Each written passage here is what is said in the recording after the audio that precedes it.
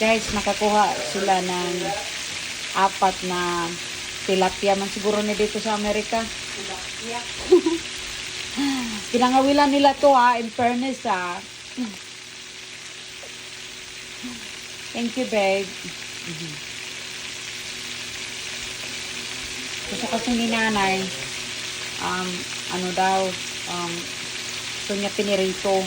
Actually, meron naman kami sa freezer, pero ano lang, yung ano na yun, yung walang buto. Anong tawag dyan? Ano ba tawag doon, nanay? Babe, what you call that we brought in na, ha? Hindi ko naintindihan ang sinabi.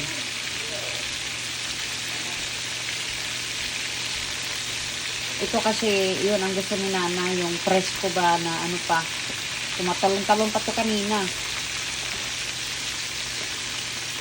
Pero ang isda kasi dito sa Amerika, matabang. Pero dyan kasi sa atin, siyempre dagat, dito kasi ano lang, lake lang, so yun, magkakaiba talaga siya. Pero siyempre, lagyan mo na rin ng asin, saka paminta, panlasa, lagyan mo ng itlog at saka flour, so masarap na rin.